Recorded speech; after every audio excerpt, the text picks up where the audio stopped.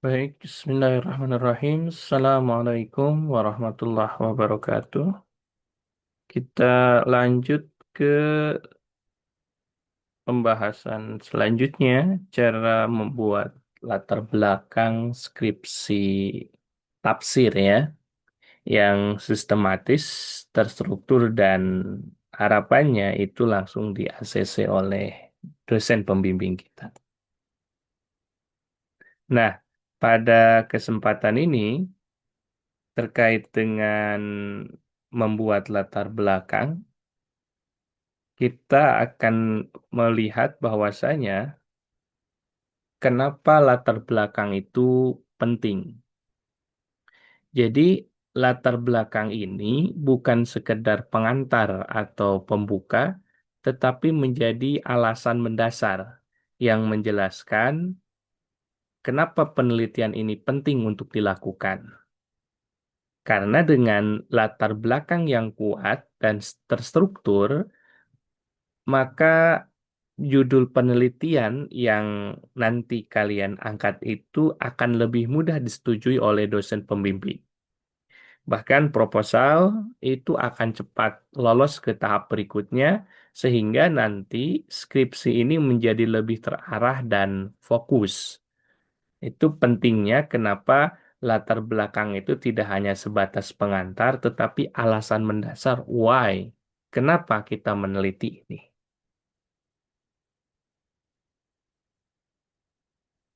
Lalu, apa saja bagian wajib dalam latar belakang ini? Ada 4 poin, setidaknya di latar belakang yang harus ada.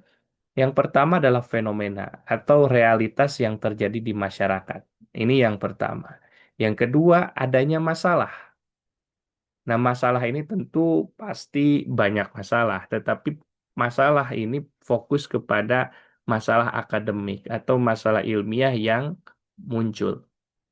Yang ketiga, ada gap penelitian, celah yang belum diteliti antara peneliti sebelumnya dan hari ini, sehingga kita mengajukan bahwasannya kenapa penelitian ini penting. Lalu yang keempat, solusi, di mana posisi penelitian itu sebagai jawaban. Tentu ketika kita melakukan penelitian belum tentu memberikan jawaban, tetapi solusi di sini harapannya apa?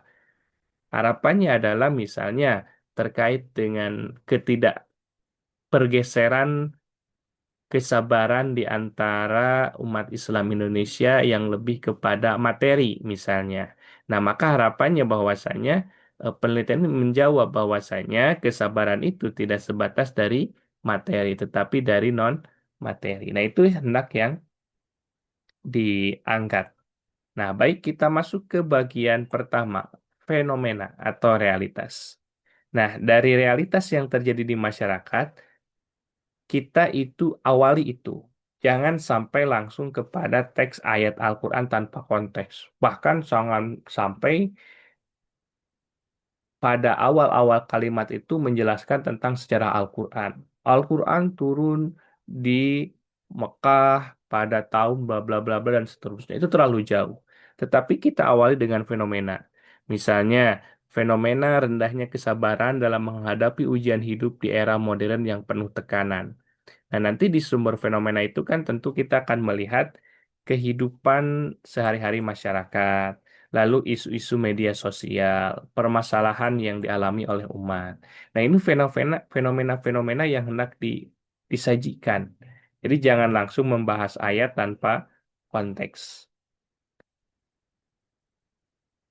Nah, yang kedua, setelah menggambarkan fenomena pada paragraf pertama itu, kita masuk ke masalah yang spesifik yang muncul dari fenomena tersebut. Jadi di latar belakang itu ada kata kunci. Misalnya kegelisahan ilmiah yang jelas tunjukkan bahwasanya ada sesuatu yang perlu dikaji lebih dalam. Nah, dari fenomena ini menunjukkan adanya pemahaman yang kurang tepat terhadap konsep sabar dalam Al-Quran. Tahu misalnya terkait dengan keberkahan. Keberkahan dalam Al-Quran. Bahwasanya fenomena masyarakat terkait dengan keberkahan itu eh, apa adanya sesuatu yang mendapatkan lebih, lalu ada fenomena terkait tabaruk terkait dengan keberkahan dan sebagainya. Lalu ditanyakan, nah dengan berbagai fenomena terjadi ini, adanya pemahaman yang berbeda terhadap makna berkah dalam Al-Quran. Kan, nanti kan masuk ke konteks ayatnya. Konteks ayat terkait dengan makna berkah secara sekilas sebelum kita masuk ke kajian yang lebih dalam di pembahasan. Nah, itu yang kedua.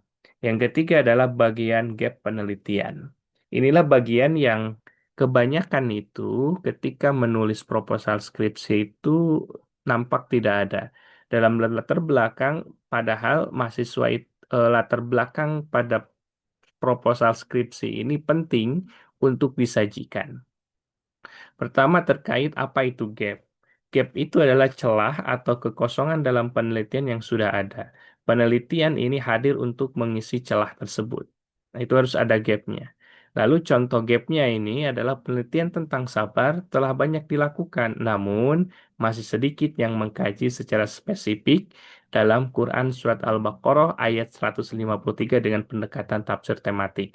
Setelah tadi terkait dengan fenomena, lalu terkait dengan permasalahannya, lalu ada gapnya, penelitian terdahulu yang belum nampak dan kita ingin mengkaji itu, suatu yang belum dikaji sebelumnya. Maka supaya skripsi ini tidak dianggap mengulang penelitian yang sudah ada dan memiliki nilai kebaruan. Jadi, poin penting adanya gap itu untuk tidak adanya pengulangan. Nah, pengulangan penelitian dan memiliki nilai kebaruan. Nah, ini biasanya akan dilihat dari apa? Dari penelitian sebelumnya. Penelitian sebelumnya. Nah, penelitian sebelumnya di mana? Bisa di perpustakaan kampus atau di website. Nah, di website ini biasanya kita gunakan Google Scholar untuk melihat bahwasanya penelitian ini sudah ada atau belum.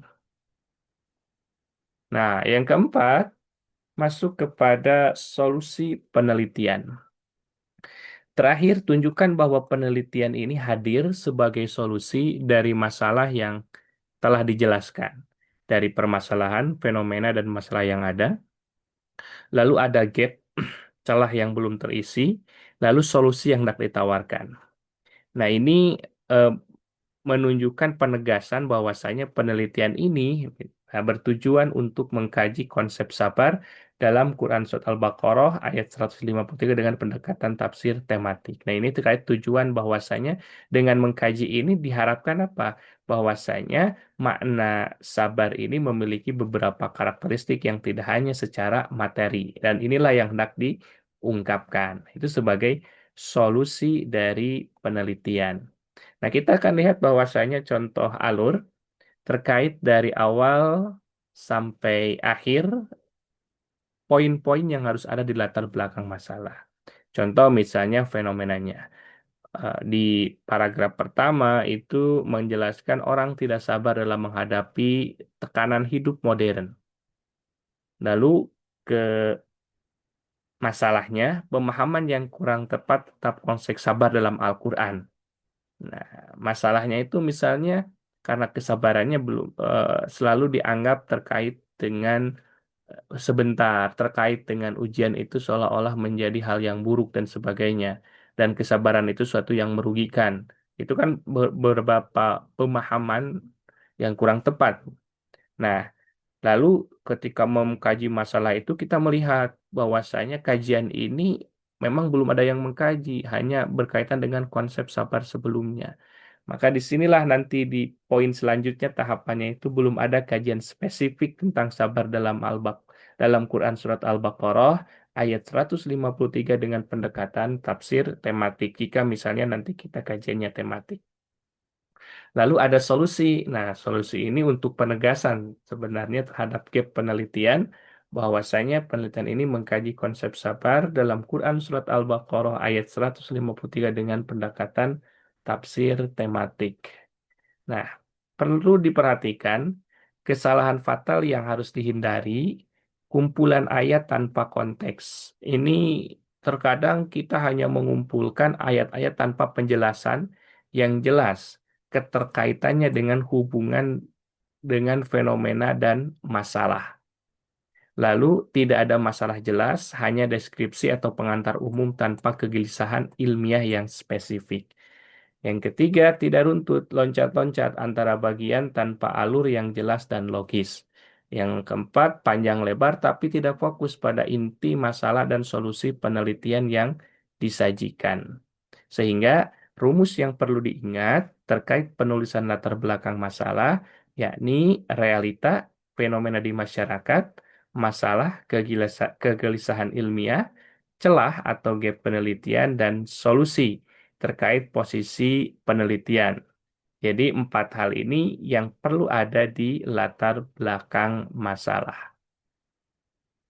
Baik, itu saja untuk materi penulisan latar belakang masalah yang baik, yang harapannya ini menjadi langkah cepat untuk dapat di ACC proposal skripsi kita.